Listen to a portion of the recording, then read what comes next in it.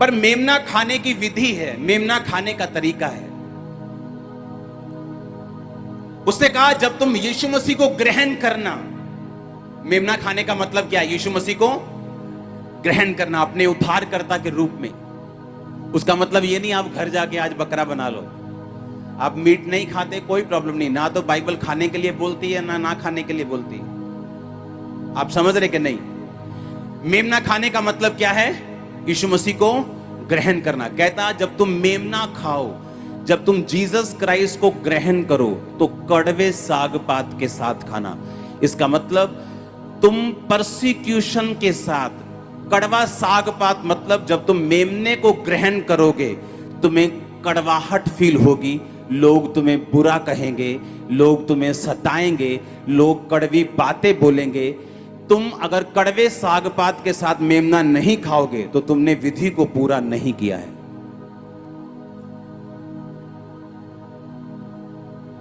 Hallelujah.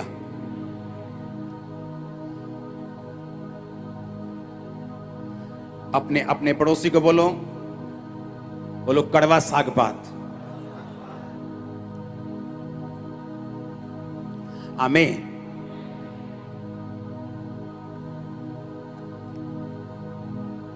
मेमना खाने की विधि क्या है? मेमना निर्दोष हो। मेमना क्या हो? लाखों कुर्बानियां हुई होंगी, खुदा के दासों ने भी दी हैं, लोगों ने भी दी हैं, हजारों लाखों कुर्बानियां हुई हैं, हाँ। पर उसने कहा ये वाली कुर्बानी जो निर्दोष उस जन की होगी जो मां और बाप से नहीं, सिर्फ मां से आया होगा और निर्दोष होगा। कहता उस मेमने को तुम खाना, पर कड़वे साग पात के साथ। जब तक तुम पूरी विधि के साथ उसको नहीं खाओगे तुम आजाद नहीं होंगे।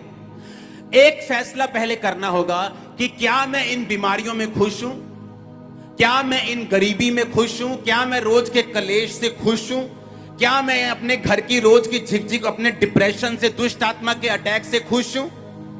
अगर तो मैं खुश हूं तो फिर रहन तो छोड़ो मेमने को। और अगर मुझे फ्री होना है तो याद रखो फिर लोगों की बातें नहीं सुननी है। परमेश्वर ने यह नहीं कहा कि जब तुम मेमना खाओ तो तुम्हें मीठा साग पात, तुम्हें मीठी रोटियों के साथ खाना है। उसने कहा जब तुम मेमना खाओगे तुम्हें कड़वा साग पात साथ खाना पड़ेगा, कड़वा साग खाना पड़ेगा। मेमने के साथ तुम्हें कड़वा साग लेना पड़ेगा। परमेश्वर ने कहा जितने भक्ति के साथ जीवन बिताना चाहते हैं वो सब सताए जाएंगे। उसने कहा जब तुम मेमना खाओगे तो अखमीरी रोटी के साथ खाना। किसके साथ खाना है? अखमीरी, यानी खमीर नहीं लगा होना चाहिए। जब तुम मेमना खाओगे तो तुम्हारी रोटी अखमीरी होनी चाहिए, उसमें खमीर नहीं होना चाहिए। और नया नियम में लिखा कि पुराना खमीर निकाल कर अपने आप को क्या करो? शुद्ध करो। जब तुम मेमना खाओ तुम में बपतिस्मा तुम्हारा हुआ होना चाहिए। जब तुम मेमना खाओ तुम्हारे अंदर व्यभिचार का आत्मा नहीं होना चाहिए। जब तुम मेमना खाओ तुम चोर नहीं होने चाहिए। जब तुम मेमना खाओ तुम मूर्ति पूजक नहीं होने चाहिए।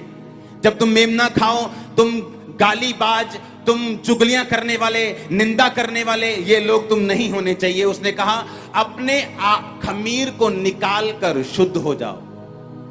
अगर वो सिर्फ आटे की बात कर रहा होता पुराने नियम में तो नए नियम में वो हमें खोल के ना बताता। निर्गमन का वचन 5000 साल पुराना है।